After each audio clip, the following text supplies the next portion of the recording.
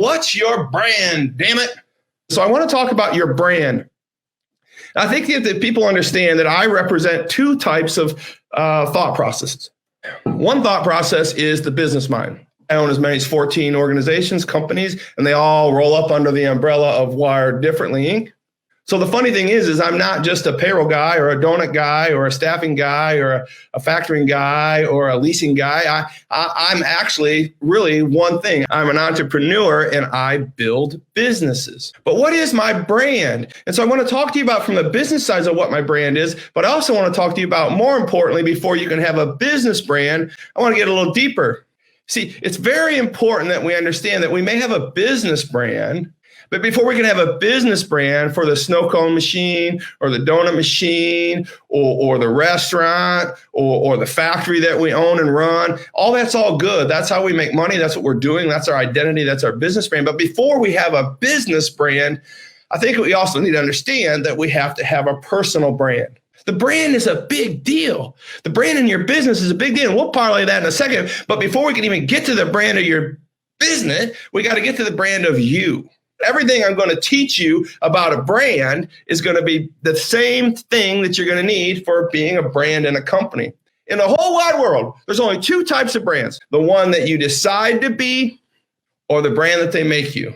We get too caught up on what the world's brand is going to be and what we're wearing, that Nike or that drinking that Coca-Cola or where we're shopping or what we're doing. And we want to be identified with that. Hell, I got rid of a BMW because I didn't want to be identified with that because I wanted to be known as a Ford truck guy and because I liked their commercials or I felt like that was more of this or that. I get it. But we have to define who we are, because if we don't define who we are and become supremely purposeful about that, the world defines who you are.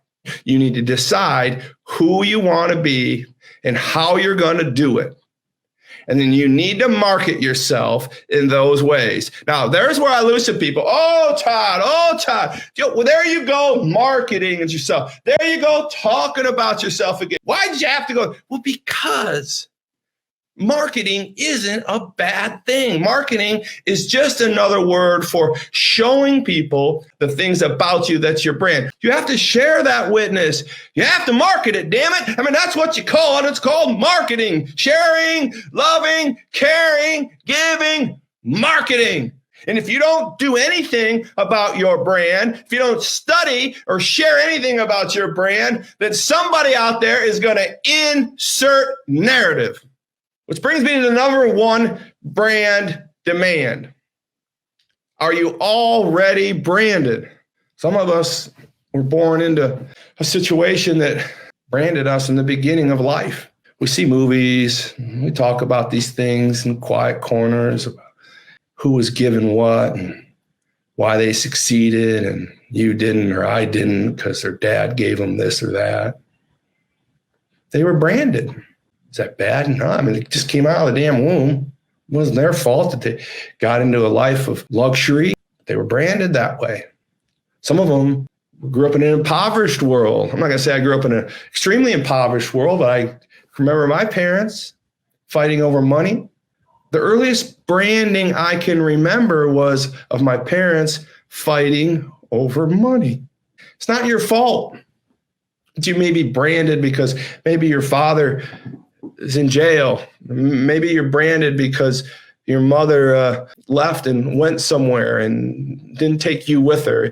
I really want you to understand, if you're already branded, I want you to think about this next move. All you have to do now is decide, do you like that branding or do you not like that branding? Brand is who you are. Brand is what you're hoping they're going to write on that tombstone when you're 6 feet under. What did they say about my man, Todd Saylor? What was his brand, damn it? Now, I'm going to tell you how to take control of your brand. I'm going to help you out real clear. I want you to get up in the morning, and I want you to say your prayers. I don't even care if they're short ones. I don't care if they're long ones. I think I need you to talk to somebody. And then after you're done doing that, I want you to make your bed.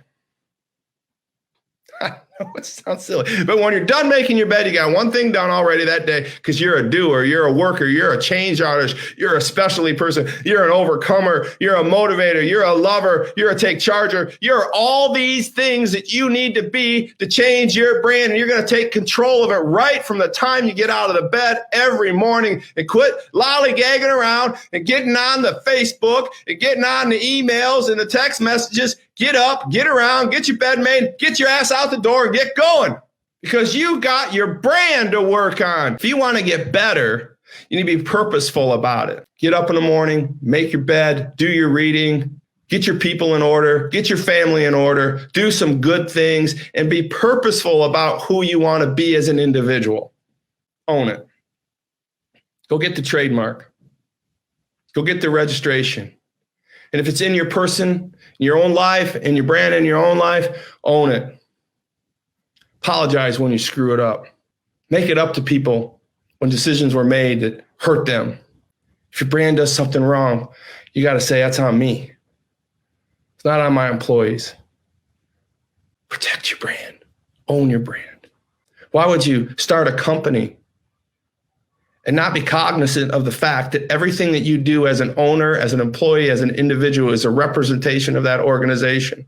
And I know that what I have to do is protect my brand, my own personal brand, my own company brand. And the best way I can do to protect personal brand and company brand is to say, I'm sorry, is to not lie, is to get out in front of these situations that I did or did not have control of. Because as you get bigger, you can't have control of everything. You've got people moving for you, but it's still you that's responsible. If you have a good business brand, but you have a shitty personal brand, the shitty brand is going to eat the business brand. It's just the way it is. The bad piece of you, your personal brand, will never outlast the brand, especially in the small, medium-sized businesses like most of us are. The greatest brand of all time, love the Lord your God with all your heart, soul, and mind. The second is to love your neighbor and yourself. These are two huge, crucial things in branding that I wanted to share with you. This is essential for your own brand and your business brand. You are a brand before your brand will ever be a brand.